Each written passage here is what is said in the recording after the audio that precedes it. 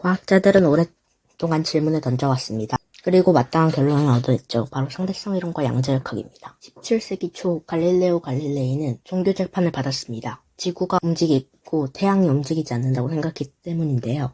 수많은 사람들이 반박했던 이유 중 하나를 생각해 보겠습니다. 지구는 돕니다.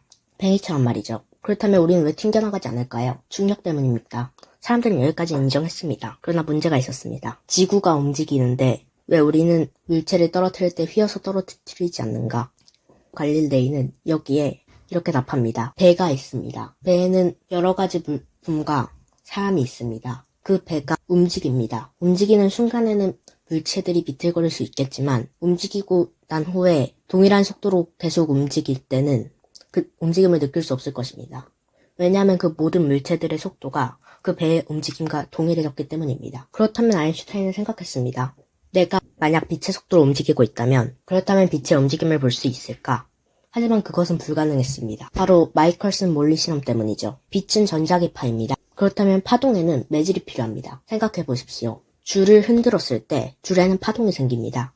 그러나 줄이 아니라 파동이 움직입니다. 매질이 필요한 것이죠. 그래서 과학자들은 에테르라는 가상의 물질을 생각해냈습니다.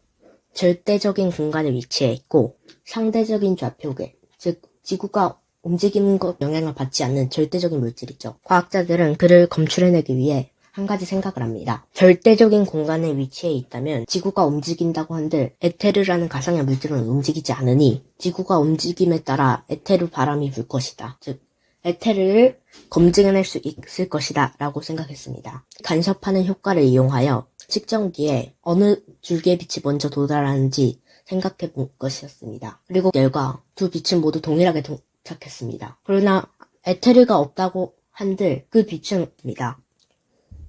그의 빛은 동일하게 도착했습니다. 빛의 속도가 절대적인 것입니다. 아인슈타인은 생각했습니다. 아인슈타인의 사고 실험에는 기차가 많이 나옵니다. 기차를 생각해봅시다. 기차 안에 아래로 움직이는 레이저와 반사판이 있습니다. 기차가 아주 빛에 가까운 속도로 동일하게 움직인다고 가정했을 때 내부 관측자, 즉 기차 안에 있는 사람의 입장에서는 그 빛이 그저 직선으로 가는 것으로 보일 것입니다. 그러나 외부 관측자, 즉 기차 바깥에서 보는 사람의 입장에서는 그 빛이 대각선으로 움직이는 것으로 보일 것입니다. 빛의 길이가 길어진 것이죠. 그렇다면 속도는 시간분의 거리이기 때문에 거리가 늘어났으니 시간 또한 늘어나야 되는 것입니다. 빛의 속도가 절대적이기 때문이죠. 늘어난 사람의 입장에서는 거리가 수축하여 보일 것입니다. 뉴턴의 시간과 공간의 개념이 깨져버린 것입니다. 뉴턴에게서 시간과 공간의 개념은 모든 물질을 다 빼도 절대적으로 존재하는 것이었습니다. 그러나 시간과 공간이 상대적이라는 것은 뉴턴의 사상 자체가 뿌리 뽑힌 것입니다. 그렇다면 여기서 하나의 문제가 더 제시됩니다. 시간이 느리게 흐릅니다. 빠르게 달리는 사람의 입장에서죠. 하지만 모든 것은 상대적입니다. 달리는 사람 입장에서는 움직이지 않는 사람이 멀어지는 것입니다. 제가 여러분에게 달려가는 것과 여러분이 저에게 달려오는 것을 구분할 수 없다는 것입니다. 여기서 가속도의 문제가 나옵니다. 상대성 이론은 등속도의 세계에서 먹힙니다. 동일한 속도로 움직여야 하죠. 그렇다면 물체가 가속 운동을 한다면 어떻게 될까요? 물체의 속도가 점점 빨라지기 때문에 상대성 이론이 먹히지 않습니다. 중력은 대표적인 가속도 운동입니다. 뉴턴의 중력 법칙은 아주 유명합니다. 질량이 있는 두 물체끼리 끌어당기는 것이죠. 사과가 떨어지는 것을 보고 깨달았다고 하지만 그렇지 않습니다. 달을 보고 깨달은 것입니다. 여기 인공위성이 있습니다. 이 인공위성을 던진다면 어떻게 될까요? 포물선을 그리면서 낙하합니다. 그렇다면 왜 포물선을 그리면서 낙하를 할까요? 관성의 법칙 때문입니다. 관성의 법칙에 따르면 우리 지구 같은 공기 저항이 있는 곳이 아닌 우주같이 공기 저항이 없는 마찰력이 존재하지 않는 아주 이상적인 환경에서는 공을 한번 던졌을 때 그 공이 절대 멈추지 않고 영원히 앞으로 가는 성질입니다. 인공위성을 던졌을 때 인공위성은 직진하려고 하지만 중력이 끌어당기기 때문에 곡선을 그리면서 낙하하는 것입니다. 그렇다면 떨어지는 곡선을 지구 둘레만하게 만들면 어떻게 될까요? 지구는 둥글기 때문에 지구 주변을 계속 돌게 됩니다. 지구가 태양을 도는 원리이고 달이 지구를 도는 원리인 것입니다. 뉴턴의 중력 법칙은 물체가 타원으로 움직인다는 케플러의 법칙도 설명할 수 있었습니다. 질량을 가진 물체가 두 개이기 때문에 원이 아닌 타원을 그리게 되는 것이죠. 아인슈타인은 생각했지. 중력의 주체가 되는 지구나 태양이 없어진다면 달이나 지구는 바로 그 중력의 영향을 받을까요? 하지만 빛의 속도는 절대적입니다. 다시 가속도로 가보겠습니다. 원운동은 대표적인 가속도의 운동입니다. 원이 가속을 한다면 어떻게 될까요? 특수 상대성 이론 거리 수축으로 인해 원의 둘레가 짧아집니다. 하지만 원 둘레는 원 지름의 3.14배죠. 이러한 파이 값은 절대적입니다. 하지만 아인슈타인은 파이 값에 의문을 품습니다. 파이 값이 어떻게 변할 수 있을까요? 아인슈타인으로부터 100년 전 베른하르트 리만이라는 수학자가 있었습니다. 평평한 평면에서는 삼각형 세 각압이 됩니다.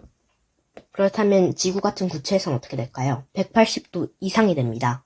그렇다면 파이 값도 이곳에선 달라집니다. 공간이 휘는 것입니다. 중력은 이렇게 해결됐습니다. 문제로 돌아가 보죠. 누구의 시간이 느리게 흐를까요? 가속을 한 사람 시간이 느리게 흐르는 것입니다. 중력은 공간의 휘어짐입니다. 하지만 시간과 공간은 결국 무관하지 않습니다. 빛의 속도는 절대적입니다. 휘어진 공간을 지날 때 빛의 속도는 느려지죠. 그렇기 때문에 시간 지연 효과가 생기는 것입니다. 빠르게 달리거나 중력이 강한 곳에서는 시간이 더 느리게 흐르게 됩니다. 이렇게 큰 세계의 법칙이 완성됐습니다. 그렇다면 작은 세계는 어떨까요? 고대 그리스의 철학자 데모크리토스가 있었습니다.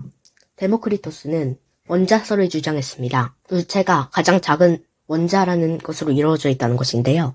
당시 철학자들은 이것을 부정했습니다.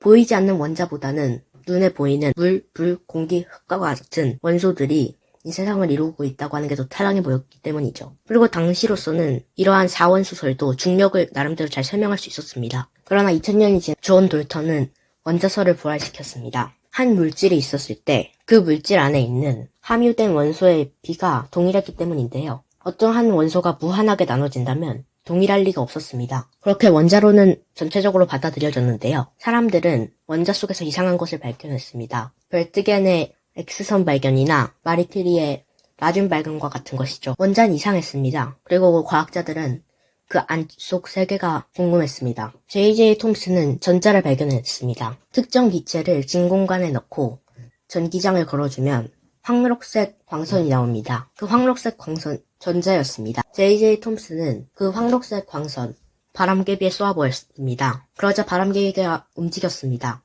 전자가 질량이 있는 입자라는 뜻이었죠. 그동안 과학자들은 전기를 만드는 몰랐습니다. 그러나 전기를 만드는 요인을 알아냄으로써 큰 기여를 한 것이었죠. 안엔 전자가 있었습니다. 하지만 원자는 전기적으로 중성을 띱니다. 즉 플러스와 마이너스가 없는 상태인 거죠. 그렇기 때문에 원자 전체에 플러스 성질을 가진 알 수 없는 물질이 있고 그 사이에 전자가 쿠키 속 초콜릿처럼 박혀있는 것이었습니다. 그리고 J.J. 톰슨의 제자인 어니스트 러더퍼드는 한 가지 실험을 했습니다. 금속판에 알파 입자를 쏘아 그 알파 입자로 전자를 맞추는 실험이었는데요. 가끔씩 빗나갈 때가 있었습니다. 러더퍼드는 완전히 새로운 것을 발견했습니다. 어니스트 러더퍼드는 훗날 이렇게 말하죠. 휴지 조각에 15인치 포탄을 쏘았는데 그것이 튕겨나와 나를 맞춘 것처럼 놀라운 일이었다. 그렇게 원자 핵을 발견합니다. 플러스 성질을 가졌죠. 그러나 문제가 있습니다. 플러스와 마이너스는 서로 끌어당기죠. 고로 전자는 원자 핵에 빠져야 됩니다. 전자는 원자 핵 주위를 돌게 됐기 때문에 전자가 움직이면서 빛을 방출하기 때문입니다.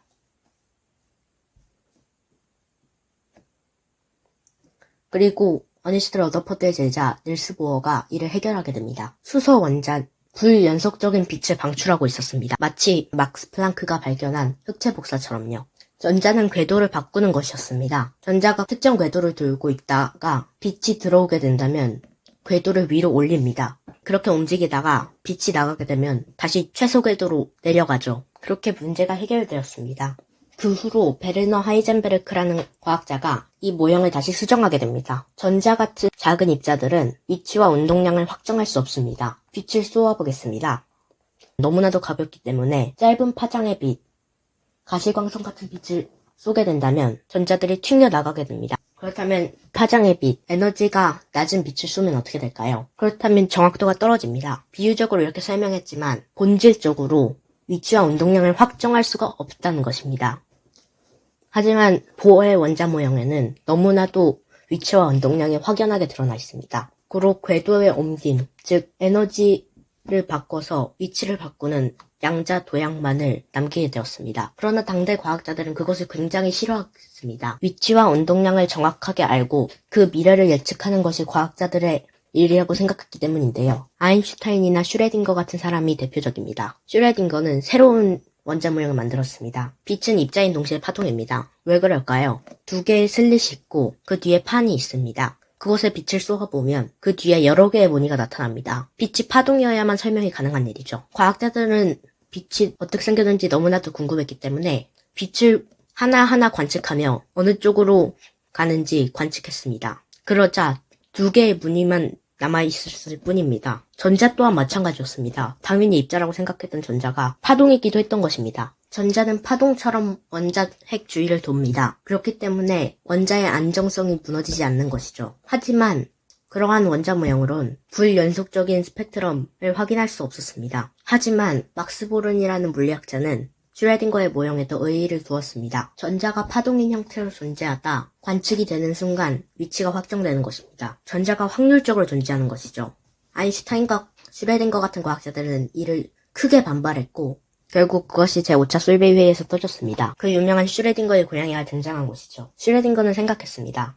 박스 안에 고양이를 가둬두고 그 안에 라듐을 둔 뒤 라듐이 방사능 붕괴되면 검출 망치가 움직여 독약병을 깨는 시스템을 만들었습니다. 그 라듐은 1시간에 50%의 확률로 붕괴합니다. 그렇다면 1시간 뒤에 라듐이 검출되어 망치가 움직여 독약병이 깨질 확률은 50%인 것입니다. 고양이는 반은 살아있고 반은 죽어있는 상태가 1시간 후에 되어 있는 것입니다. 그것이 관측으로 결정되다니 이것은 말도 안 되는 일이라고 주장했지만 닐스 보어 하이젠베르크를 비롯한 코펜하겐 학파는 이를 지지하였습니다. 이것이 맞다고 말한 것이죠. 아인슈타인은 너무나도 황당하여 말했습니다. 내가 저 달을 보고 있다면 저 달의 위치는 확실하다. 그렇다면 내가 저 달을 보지 않고 있다면 달은 어디에 있는가? 그렇다면 우리 집 개가 달을 봤다면 저 달은 어디에 있는가? 라고까지 물을 정도였습니다. 세계에서 모든 것은 확률적이지 않고 결정적입니다. 시공간의 휘어짐이라는 말도 안 되는 것 같은 일이 있지만 모두 깔끔하게 설명이 가능합니다. 하지만 양자역학은 이해를 할 수가 없습니다. 양자역학을 만든 사람들조차도